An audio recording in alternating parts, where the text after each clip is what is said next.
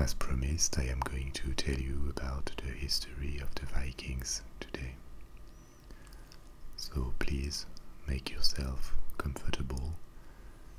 Ideally, you should wear headsets to listen to this presentation, and I am going to show you a few maps to make things easier to understand, but you can as well just close your eyes and let the sound of my voice guide you through this page of history. Like all ancient people, the Vikings have their stereotypes. Typically we would imagine a warrior wearing a horned helmet, drinking in a skull, sailing on his drakkar on the seas, with a positive side to this cliché. On the positive side, he is brave, very courageous, he enjoys life, and on the negative side, he is a brutal plunderer, killing and having no mercy. Like all stereotypes, these are not entirely wrong, but they are just a small and distorted part of the reality. The Vikings had their culture, their language, their customs, and if it had not been for them, countries like France or Britain would have been very different. Other countries like Russia would not have existed, maybe, or at least with a different name. And it is all this rich history and heritage we are going to talk about. The Vikings made a dramatic appearance in the history of Europe at the end of the 8th century. In 793, for the first time, at least on records, they launched a raid on a monastery on the coast of England, and for the following 2 centuries, even slightly more, they became a synonym of terror for the Christian populations living in Great Britain, in France, in the north of Germany, what is the Netherlands today. And they even launched expeditions towards the Mediterranean Sea. They fought in Spain and even had a few expeditions in Italy. They also expanded east towards what is Russia today, and going south they even established contact with the Empire of Byzantium. But the Vikings did not appear by magic in the 8th century. They had been living in Scandinavia for several centuries already. They had contacts, limited contacts, but still there are traces of their presence at the time of the Roman Empire, which had disappeared in the 5th century, and they were people of Germanic origin, what the Romans called barbarians, who had colonized Scandinavia, a region that corresponded to what is Denmark today, Sweden and Norway. These people had a common culture, they had gods in common, they had a common language too, the Old Norse language. They lived on agriculture, of course, but their civilization was turned towards the seas because of the geography. This region is full of coasts and islands. The sea was providing more resources, and they were traders too. They had developed commercial activities in the Baltic Sea and the North Sea, as they lived far north of the Roman Empire. They had never been colonized by it, but still the kingdoms in the rest of Europe were aware of their existence. From the outside, they were mainly known as traders, not warriors. So why did they start this spectacular expansion in the 9th and 10th centuries? There are several explanations or theories about that. One is that there were internal wars and rivalries between all the Viking clans. They were never unified under a single or a few rulers, and some clans, some warlords, would have needed to expand outside Scandinavia. Another theory or explanation is that until the fall of the Roman Empire, the Mediterranean Sea was the center of European trade.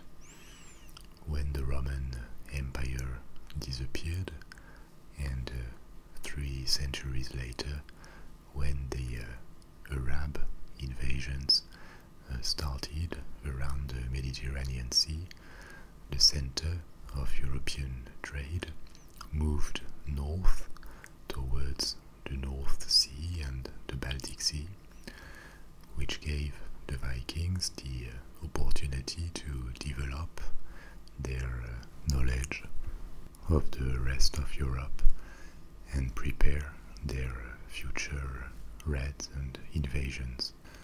But maybe the main explanation has to see with the forced Christianization of Europe. You know that in its last centuries, the Roman Empire had established Christianism as its official religion, and through the Roman Empire, Christianism had already spread to the south of Europe.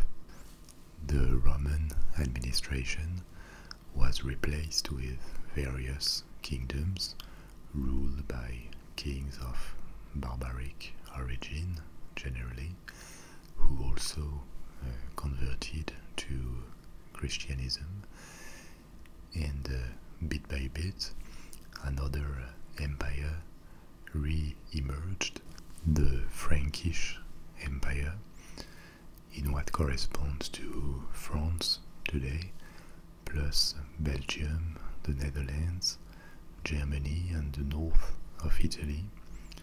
And this new empire reached its peak under the reign of Charlemagne in the 9th century, before declining and being divided. But in this time, in the 7th, 8th and 9th century, these rulers were spreading Christianism, sometimes with missionaries, and things were made peacefully. But when it was not possible, they were imposing Christianism to pagan populations, like in Germany, for example, and there are various examples of massacres of populations that refused to be baptized. For example, in Verden, Germany, the 8th century, a few years before the first attack of the Vikings, there was a large massacre in which more than 4,000 men were beheaded, and thousands of women and children deported because they did not want to convert to Christianism. Charlemagne also attacked the south of Denmark, and this forced conversion to the new religion had a massive impact on the Vikings, who suddenly realized that they were next to be imposed this alien religion, and that their culture would be threatened by what was happening at their frontier. And historians believe that this is probably the main reason for the retaliation of the Vikings, in a sense, and the beginning of their expansion policy. This expansion policy from Scandinavia went to various directions with very different implications. The Vikings living in what is Sweden today, the Swedish Vikings, this is how I will call them, expanded essentially towards the east in the Baltic Sea, the Baltic coast, and entered what corresponds to Russia today, going south and reaching the Black Sea and the Empire of Byzantium. These Swedish Vikings were both traders, merchants, and warriors, and to the Slavic population, the Slavs who lived in what corresponds to Ukraine and Russia today, they were known as the Varangians or the Rus, R-U-S, and the name of Russia is actually coming from this name given to the Varangians, the Swedish Vikings, by the local population, because these Vikings founded the early Russian states in Ukraine, with the capital Kiev, and also close to the Baltic Sea, the city of Novgorod, which would have a very important role in the early history of Russia. If you saw the video I made about the history of St. Petersburg, I talk about the creation of the modern Russian state, and this explains today why the Russians consider Ukraine, even though Ukraine is not Russia, to be a cradle of their country, their nation. And you see how important this has been. If it were not for these Swedish Vikings, Russia might not have existed, or at least would have had a different name. And these expeditions made by the Swedish Vikings went as far as Baghdad. For example, in a tomb discovered in Sweden, a statue of Buddha was found, indicating that they had contacts, maybe indirectly, we don't know, with populations living in India or Central Asia. In the West, the story was quite different, and the Vikings who attacked the coasts of Great Britain island, France, and went to the Mediterranean Sea were coming from Denmark and Norway. From Norway, the Vikings were looking west, essentially. They sailed and discovered Iceland, where they established a colony, and this is the reason for the population of Iceland. They continued to Groenland and even reached Newfoundland in Canada today, where a settlement has been discovered, even though they did not really stay for a long time in this part of the world. But they discovered America centuries before Christopher Columbus rediscovered it. These Vikings from Norway were also interested in raiding in Scotland.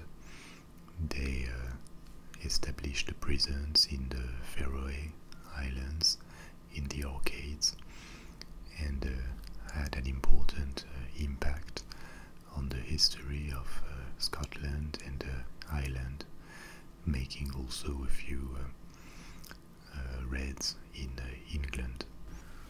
The Danes, the Vikings from Denmark, were probably the best known by the populations of England and France, and the most feared because they launched the majority of raids to these regions. In Great Britain and Ireland too, the Vikings did not only raid monasteries or villages, they established a presence. They mixed with the local population, and actually the Vikings are one component of the melting pot that made the English appear. If we make a bit of history about that, Great Britain was populated by Celts until the arrival of the Roman Empire. Like the rest of Western Europe, in France the Celts are known as the Gauls, but they had a common ethnic origin, and then the Roman Empire established its presence in the southern part of Great Britain, pushing the Celts population towards the north, Scotland. When the Roman Empire collapsed, in the post-Roman period, various Germanic peoples, such as the Angles, the Saxons, together they are called the Anglo-Saxons, but there were others, such as the Frisians, for example, settled in Britain, and once again mixed with the local population before being themselves partly invaded by the Vikings. And at the same time, in the 9th and 10th centuries, the Vikings who attacked France were granted a region on the coast of the Channel, a region that would be called Normandy, because the Vikings were called the Danes, or the Northmen, Normands in French, in this time. And these Normans would invade again Britain in the 11th century with William the Conqueror at their head. So there were two Viking invasions of Great Britain, one directly by the Danes and the Vikings that came from Norway, and another one indirectly, this time by Frenchified Vikings living in Normandy. And the modern population of France, which also is a melting pot of various origins, has a certain percentage of blood coming from Scandinavia, and the Vikings, as the population of Normandy mixed with the rest of the population in France in the following centuries. The Vikings also raided the coasts of Spain. They even reached Morocco. They passed the Straits of Gibraltar and reached Italy or the south of France, but they did not settle in these regions and have left a relatively smaller trace in memories, because they did not attack these regions as systematically as France, the Benelux, and Great Britain. In Ireland, too, the Vikings launched raids and established settlements. So, as you see, the population of various countries, and in the case of Russia, the existence of the country directly owes to the Vikings. And of course, the Scandinavian countries, Sweden, Norway, Denmark, continue to have a population that is genetically fairly close to the Vikings, even though here again other external influences arrived in the following centuries until our day, and their languages, which are fairly similar. There are differences between Danish, Swedish, and Norwegian, of course, but they are able most of the time to understand each other because their languages share the same origin. In the 11th century, attacks by Vikings disappeared almost as a consequence of several things.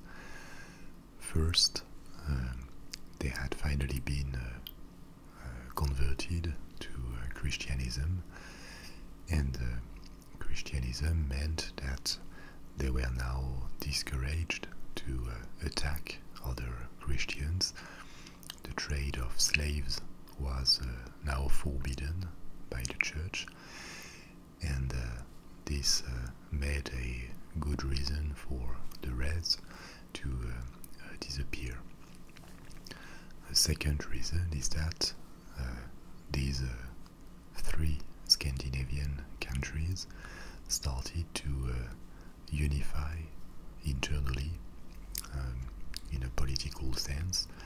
Monarchs ruling over larger territories raised to power, and they were less interested in living this life of raids and more interested in converting their population, creating an administration, and reinforcing their internal political power.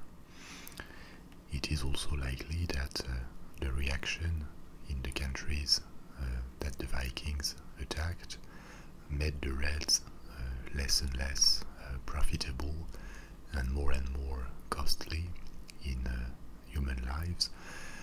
The fortifications were dramatically reinforced in the north of France, in England too, medieval castles started to appear with much more powerful walls, and the Vikings were unable to besiege this kind of fortifications. But the bottom line is that by the end of the 11th century, the Viking raids had almost disappeared.